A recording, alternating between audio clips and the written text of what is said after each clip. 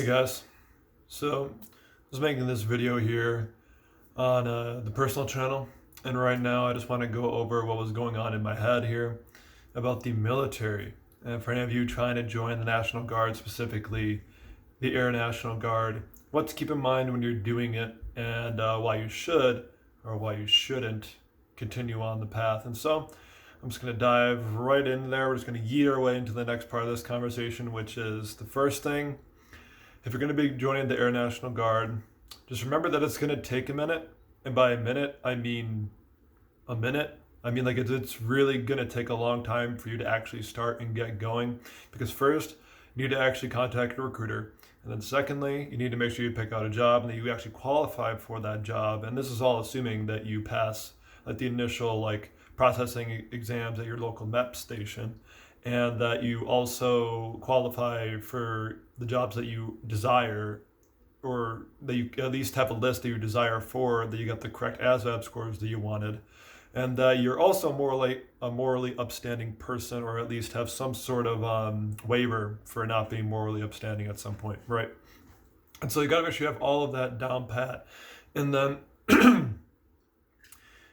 on top of that, you're going to have this real thing called like a grace period, right? And like with COVID, it was weird and it was dumb. And I had to basically go to this thing called student flight. Usually student flight is really, really awesome. And it's a cool way to like learn stuff and to like meet the base, meet your shop, all that type of stuff. But with like COVID, I don't know what's going to be going on with different types of bases. But the thing is, guys, like that's kind of or at least it was kind of by the wayside. I don't know where it's by the wayside now. And also, I should probably insert that this is not the opinion of the United States military. This is just the opinion of some person that happens to be affiliated with the military. So, moving on. When you're in student flight, really, your main job is just to learn possibly like the Airman's Creed, rank structures, how to say, stand at attention and be like, "Sir, trainee, my last name reports as ordered." And then you're basically just going to be needing to learn how to do that. And then obviously when you're basic training, you're not doing it as condescendingly as I just did right there. And so you're going to be learning all that type of stuff in student flight, right? But the thing about student flight is that it's kind of like a cap, right? Like maybe you are like me and you just graduated college and you're trying to like really get into your career, but it's tough to really get into your career when you have to wait a year and a half almost just to go to basic training. Is it worth it? Absolutely. Best decision of my life. But the thing is, guys, you're going to need to be patient. You're going to need to wait. As a matter of fact, you're going to need to hurry up and you're going to need to wait. As you'll notice that's going to be one of the things you're going to hear. And then secondly, something you need to know about joining the Air National Guard is that it sounds so corny, but it's true. It really is the Air Force's best kept secret, guys. I'm telling you. Everybody could say, go Army, go Navy. Nobody says go Marines. And basically, that was a joke, by the way. What you need to realize is that they say that for a reason, and that's why it's corny for a reason. Because honestly, guys, the Guard is, depending on your job, because I'm personnel, right? So I'm basically just like HR, nothing wrong with that. Really cool, really, really crucial position, because if the paperwork doesn't get pushed through, nothing happens. And so that's what I actually take pride in when I go to drill. But suffice to say, I totally forgot where I was. Something about, we're just going to go back into basic training here because we're just going off the freaking cuff. When you go to basic training and you finally get a date, and you're finally able to not put yourself on hold, put your life on hold. But yes, that's what I was going to say. You're going to have to put your life on hold while you're waiting for basic training, whether you just graduated from high school, whether you have a family and you already have an established career, or whether you just graduated college and you're trying to establish a career, but it's tough to really commit to a place or to a person or to a goal or something when you know this thing is on the horizon, and it could really mess things up if you don't plan everything accordingly. Anyway, so you go, and it's kind of like a culture shock at first, but at the same time, it's really not that bad.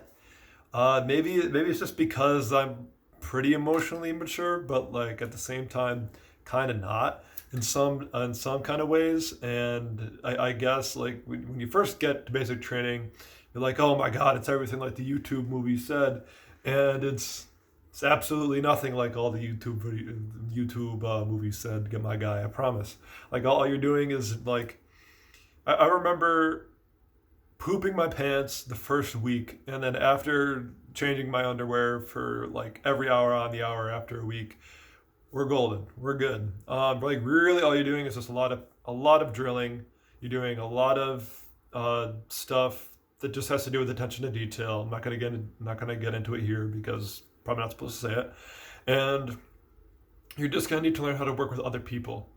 And so if you're not willing to like totally give up selfishness for 2 months or more because of your technical training length, then it might not be the right path for you. But something that you got to know is that it's a really really crucial life skill if you were to do it. So make sure that you're really considering these things. Like you might consider yourself antisocial, like Mr. YouTube guy here that's right in front of you, and you just got to like learn how to work with people. I was a dorm chief.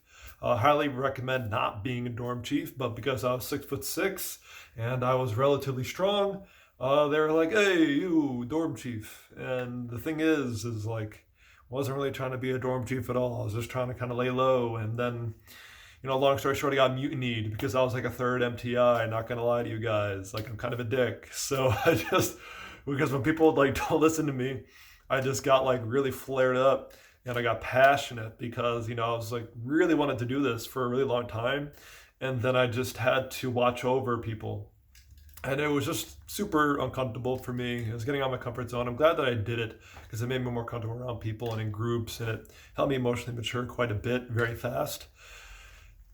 Though with that said, I still don't want to be. I would not have wanted to be a dorm chief, so I ended up being an element leader. Highly recommend element leader, very based, highly good, and you get really good at drill, honestly. So I would say element leader is the way to go. And also when you're at basic training, I should have made this into like two separate videos now that I'm talking, but who gives a shit.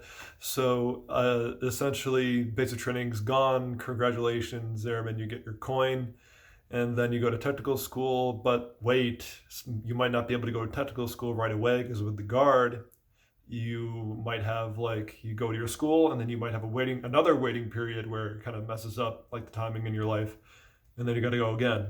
So like really, you got to make sure that you're keeping in mind that you really have to probably put your life on hold to do what you want to do inside of the air guard, unless your base just needs you, or unless you're like, I'm gonna assume like spec ops or something, because like they always need spec ops. I'm just really throwing this out of my ass. Like I really don't know if that's what they need, or if those people immediately just go.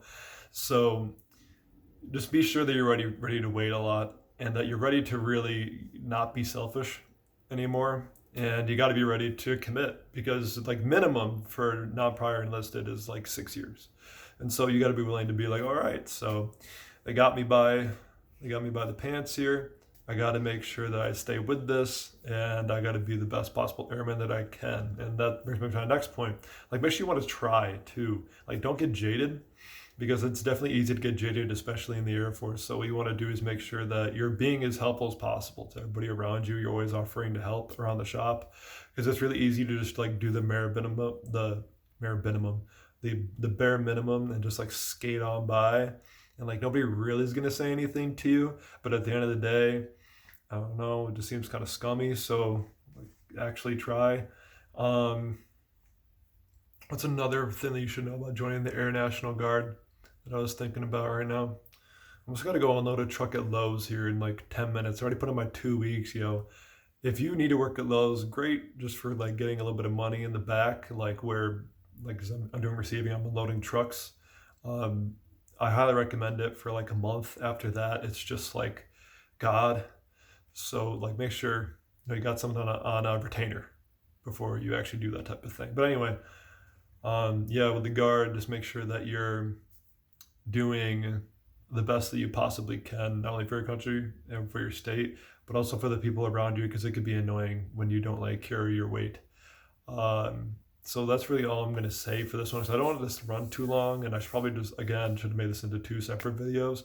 But yeah, Air National Guard guys definitely should, consider the pros and cons of doing it. I mean, there's a lot of pride and a lot of sense of self-worth and achievement that comes from it, but it's also a really lengthy process. It can be pretty annoying at times, and it can make you uncomfortable. And sometimes uncomfortable in like good ways, and then most of the time like pretty scummy ways, but like not that type of scummy, just the type of scummy where you're just like, wow, this is pretty inconvenient for me right now, and I'd rather not deal with this. And so you're going to be running into that a lot with the military. So make sure you keep that in mind as well. And so that's my video on making sure that you know the pros and the cons of joining the Air Guard. Peace.